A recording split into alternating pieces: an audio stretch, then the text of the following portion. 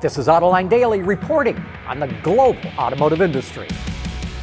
Sales in the U.S. market in July continued to slip. Merrill Lynch reports that sales were down nearly 2%, and the SAAR came in at 16.8 million units. Retail sales were down about 5%.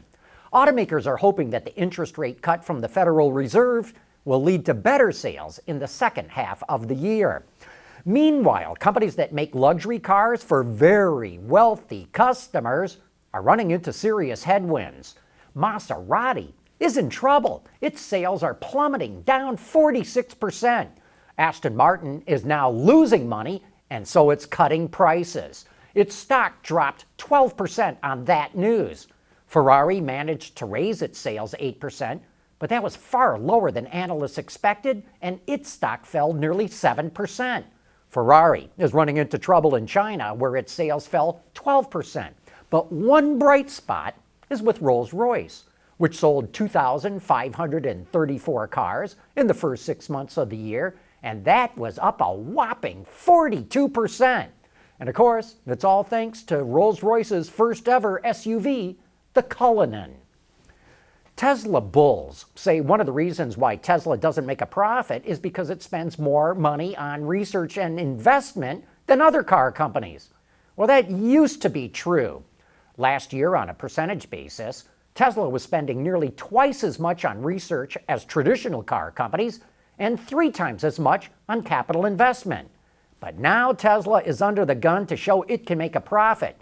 So it cut its R&D by $62 million and its capital expenditures by $360 million in the second quarter of this year compared to a year earlier.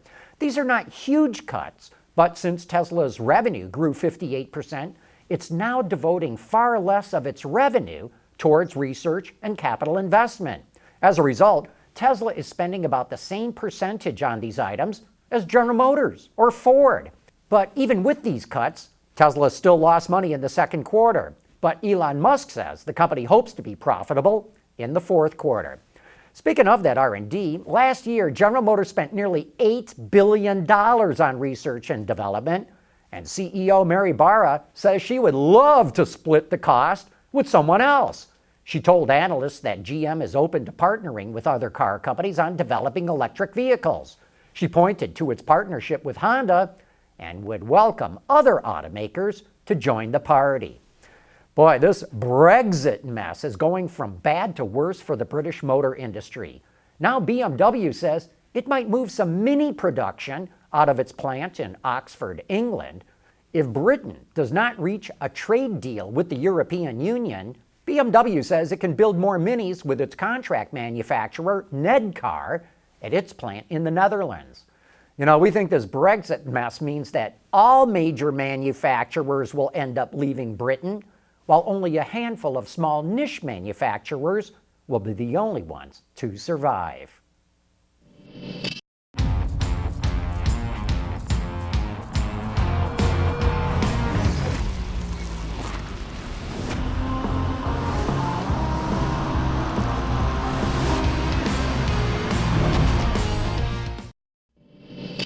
Automakers are pouring billions of dollars into connected, autonomous, shared, and electric vehicles. However, AlixPartners says the industry is entering what it calls a profit desert because no one's making any money on these things. Maybe alliances like the one with Ford and Volkswagen can help. And Mark Wakefield from AlixPartners joins us on Autoline this week. Here's what he has to say about it.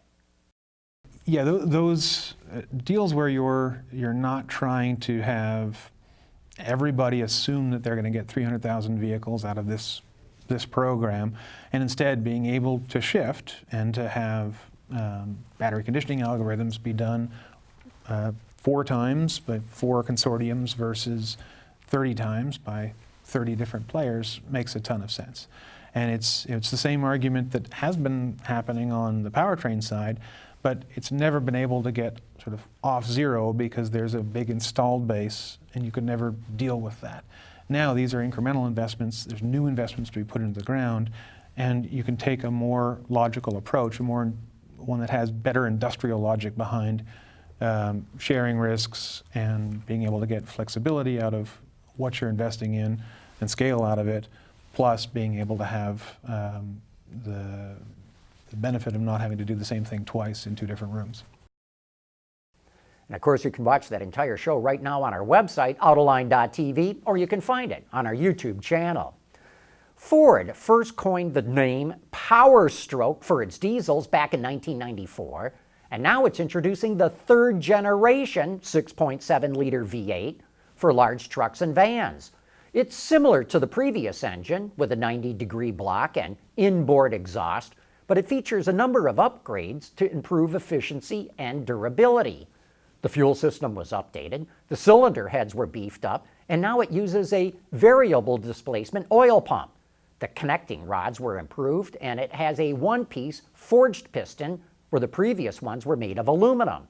Customers are most likely to notice improvements with the turbocharger because it's a more efficient dual-axis vane turbo from Garrett, and it's now electronically controlled.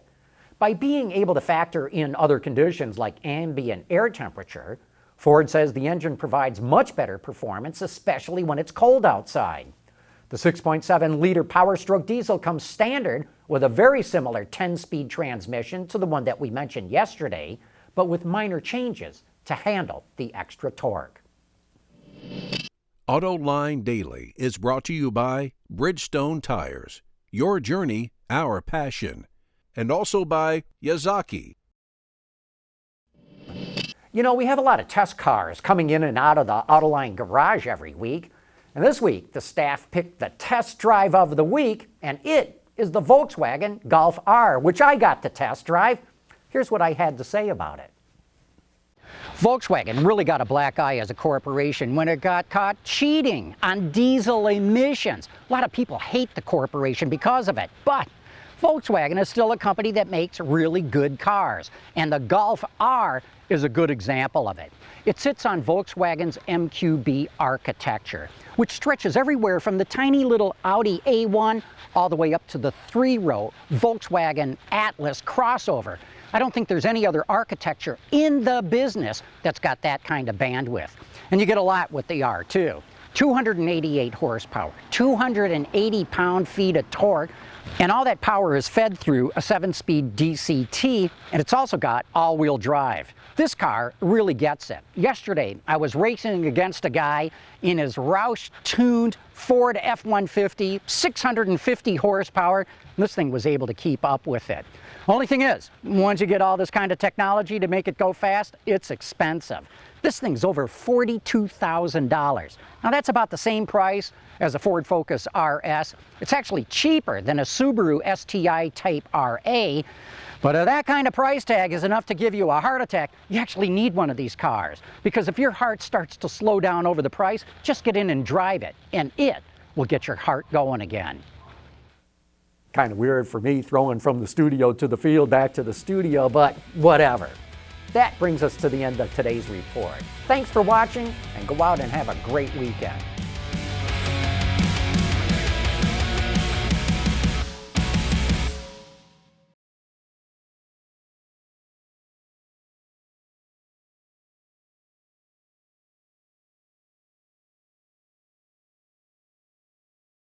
Wards is the industry leader for news, data, and analysis. That's why companies across the globe subscribe to our premium service, maybe even your own. Log in for subscriber access now. Check your company's intranet for details, and rely on wardsauto.com to keep you informed.